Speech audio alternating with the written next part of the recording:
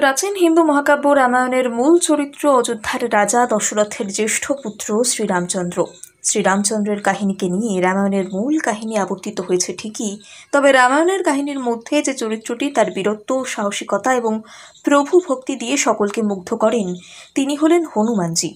পৌরাণিক কাহিনী অনুসারে বিশ্বাস করা হয় ভগবান শ্রীবিষ্ণুর অবতার শ্রীরামচন্দ্রকে রক্ষা করার জন্য রুদ্রের অবতার হিসেবে জন্ম হয়েছিল হনুমানের। বিশ্বাস করা হয় তিনি অষ্ট চিরঞ্জীবের মধ্যে একজন। কলিযুগের একমাত্র দৃশ্যমান দেবতা হিসেবেও তিনি পূজিত হন। জেনে নিন হনুমানজির জীবনের বিশেষ কিছু কাহিনী। অঞ্জনীপুত্র হনুমান জন্মগ্রহণ করেছিলেন মাতঙ্গ মুনির আশ্রমে। তাকে পবন পুত্র বলেও চিহ্নিত করা হয়।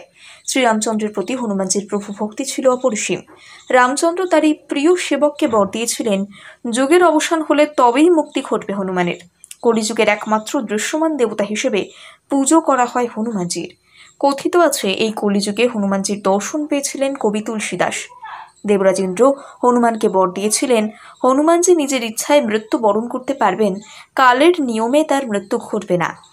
তাদেবীর বর অনুসারে হনুমান চিরঞ্জীবী, তিনি অজেয় এবং অমর। তাদেবীর বর অনুসারে হনুমান চিরঞ্জীবী, তিনি অজেয়, তিনি অমর। হিন্দু ধর্মাবলম্বী বহু দেবদেবীর মতো হনুমানজিরও 108টি নাম রয়েছে। হিন্দু শাস্ত্র অনুসারে বিশ্বাস করা হয় হনুমানজির 108টি নাম জপ করলে অত্যন্ত শুভ ফল লাভ হয় এবং জীবন থেকে সমস্ত বাধা বিপত্তি দূরীভূত হয়। প্রাচীন হিন্দু মহাকাব্য রামায়ণের মূল চরিত্র অযোধ্যার রাজা দশরথের জ্যেষ্ঠ পুত্র শ্রীরামচন্দ্র। শ্রীরামচন্দ্রের কাহিনীকে নিয়ে রামায়ণের মূল কাহিনী আবর্তিত হয়েছে ঠিকই, তবে রামায়ণের কাহিনীর মধ্যে যে চরিত্রটি তার বীরত্ব, সাহসিকতা এবং প্রভু ভক্তি দিয়ে সকলকে মুগ্ধ করেন, তিনি হলেন হনুমানজি। পৌরাণিক কাহিনী অনুসারে বিশ্বাস করা হয় ভগবান শ্রীবিষ্ণুর অবতার শ্রীরামচন্দ্রকে রক্ষা করার জন্য রুদ্রের অবতার হিসেবে জন্ম হয়েছিল হনুমানের। বিশ্বাস করা হয় তিনি অষ্ট চিরঞ্জীবের মধ্যে একজন। কলিযুগের একমাত্র দৃশ্যমান দেবতা হিসেবেও তিনি পূজিত হন। জেনে নিন হনুমানজির জীবনের বিশেষ কিছু কাহিনী।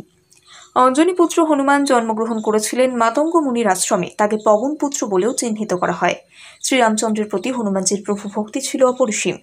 রামচন্দ্র তারই প্রিয় সেবককে বর দিয়েছিলেন, যুগের অবসান হলে তবেই মুক্তি ঘটবে হনুমানের। কলিযুগের একমাত্র দৃশ্যমান দেবতা হিসেবে পুজো করা হয় হনুমানজির। কথিত আছে এই কলিযুগে হনুমানজির দর্শন পেয়েছিলেন কবি তুলসীদাস।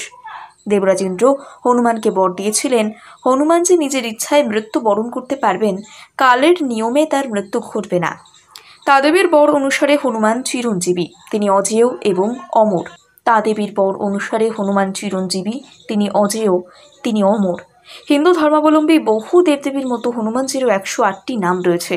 হিন্দু শাস্ত্র অনুসারে বিশ্বাস করা হয় হনুমানজির 108টি নাম জপ করলে অত্যন্ত শুভ ফল লাভ হয় এবং জীবন থেকে সমস্ত বাধা বিপত্তি দূরীভূত হয়।